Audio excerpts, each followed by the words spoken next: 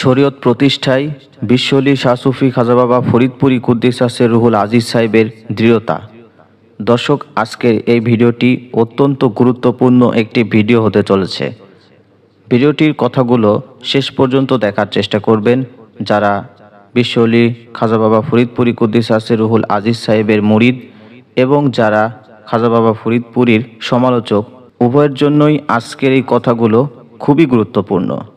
জাকের ভাইরা অবশ্যই আজকের এই কথাগুলো শেষ পর্যন্ত মনোযোগ সহকারে শোনার চেষ্টা করবেন। বিশ্ব জাকের মঞ্জিলের পীর কেবলাজান হজরত মাওলানা শাহ সুফি খাজা বাবা ফরিদপুরি কুদ্দিসাসের রুহুল আজিজ সাহেবের জনপ্রিয়তা এবং তদীয় পাক দরবার শরীফে দেশে বিদেশের সর্বস্তরের মানুষের ঢল এমনিতেই আসেনি।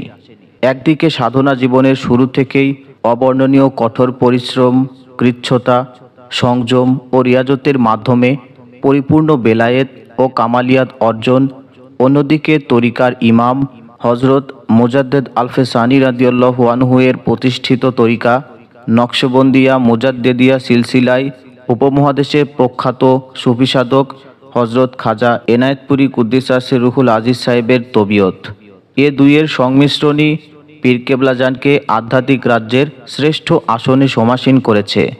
রাসূলে পাক সাল্লাল্লাহু আলাইহি ওয়াসাল্লাম সুদীর্ঘ 15 বছর হেরা পর্বতে নির্জন গুহায় একান্ত নিভৃতে ধ্যানমগ্ন থাকা অবস্থায় সহসাই একদিন অপ্রত্যাশিতভাবে ফেরেশতা জিবরাইল আলাইহিস সালাম এর মাধ্যমে আল্লাহ তাআলার যে নূর তাজাল্লিয়াত, যে জ্ঞান ও মারেফতের বিদ্যা লাভ করেন, সেই ঐশী জ্ঞান মারেফতের বিদ্যায় সাহাবা একরাম, তাবেইন, তাবে তাবেইন এবং অলিয়াল্লাগণের সিনা বসিনা বা আত্মা পরম্পরায় বর্তমান জামানার শ্রেষ্ঠ অলি মহাতাপস হজরত মাওলানা শাহ সুফি খাজা বাবা ফরিদপুরি কুদ্দিসাসের রুহুল আজিজ সাহেবের কালবে রক্ষিত হয়েছে। তিনি বেলায়েত ও কামালতের অধিকারী, মুজাদ্দেদিয়া তরিকার কামেল মোকাম্মেল অলি।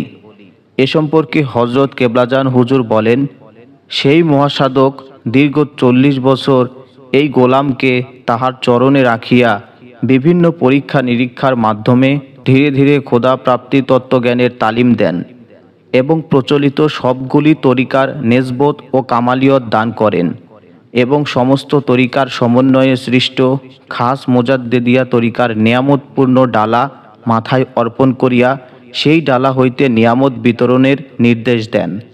তাহারই নির্দেশ মোতাবেক ওয়াক্তে ওয়াক্তে সেই নিয়ামত তোমাদেরকে বিতরণ করা হইতেছে। তোমরা সকলেই কমবেশি এই আধ্যাত্মিক নিয়ামত উপলব্ধি করিতে পারিতেছ। হজরত মাওলানা শাহ সুফি খাজা বাবা ফরিদপুরি কুদ্দিসাসের রুহুল আজিজ সাহেব রাসূলে পাক সাল্লাল্লাহু আলাইহি ওয়াসাল্লামের শরীয়তের পূর্ণ অনুসারী এবং জাকেরদেরকেও সেভাবে তালিম দিয়ে থাকেন। শুরু থেকেই যারা বিশ্ব জাকির মঞ্জিলে যাওয়া আসা করেন, যারা তার ভক্ত, মুরিদান, কর্মী, খাদেম, তারা সবাই জানেন যে পীর কেবলাজান সারা জীবনে কখনো কোনো কাজে শরীয়তের বরখেলাপ করেননি এবং দরবার শরীফের সর্বত্রই শরীয়তের বিধিবিধান মেনে চলার জন্য তিনি প্রয়োজনীয় দিক নির্দেশনা দিয়ে রেখেছেন। সারা জীবন তিনি জাকেরান, আশেকান ও স্থানীয় পাড়া প্রতিবেশী মুমিন মুসলমানদের সাথে নিয়ে প্রতি ওয়াক্ত নামাজ জামাতে আদায় করেছেন।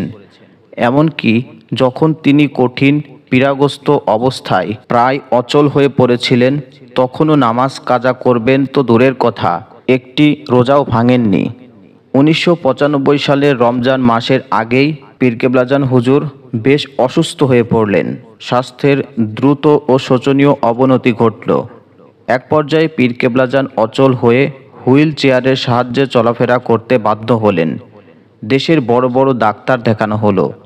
স্বাস্থ্য পরীক্ষান্তে সবারই একই মন্তব্য, পীর কেবলাজানের শরীর মোবারকে কোনো রোগ নেই।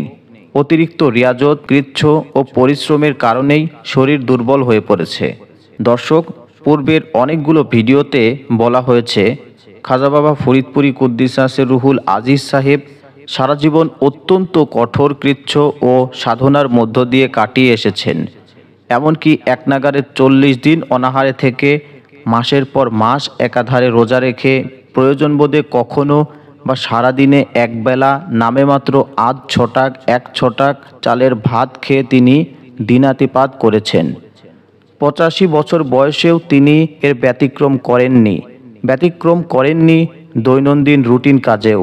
প্রত্যহ রাত 3টায় রহমতের সময় দরবার শরীফে সমাগত জাকেরদের ঘুম থেকে ডেকে তোলা, বয়ান রাখা, গজল গাওয়া এবং হুজুরি কালবের সাথে নামাজ আদায় করার প্রত্যক্ষ তালিম দেয়া থেকে শুরু করে সকাল, দুপুর ও রাতে সবার সাথে সাক্ষাৎ দান, নালিশ গ্রহণ ও দরবার শরীফের প্রতিটি বিভাগ যথা পাকশালা, গোশালা, মসজিদ, মাদ্রাসা, হাসপাতাল অন্তত একবার ঘুরে ঘুরে দেখা পীর কেবলাজানের এ প্রাত্যহিক কর্মসূচির কেউ কোনোদিন ব্যতিক্রম হতে দেখেননি।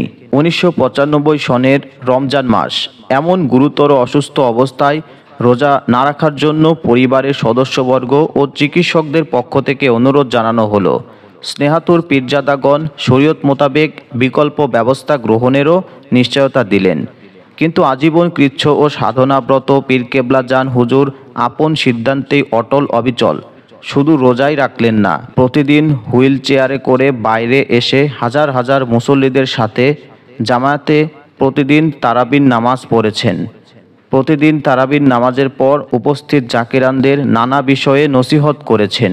5 ওয়াক্ত নামাজের প্রত্যক্ষ তালিম দেয়া ছাড়াও প্রতি বছর রমজান মাসে সেহরি, তারাবি ও ইফতারের নিয়ম কানুন বাতলে দেয়া এবং মাইকে একসাথে সবাইকে রোজার নিয়ত করানোর প্রশিক্ষণ হযরত পীর কেবলাজানের সারা জীবনের শিক্ষা ও আমল।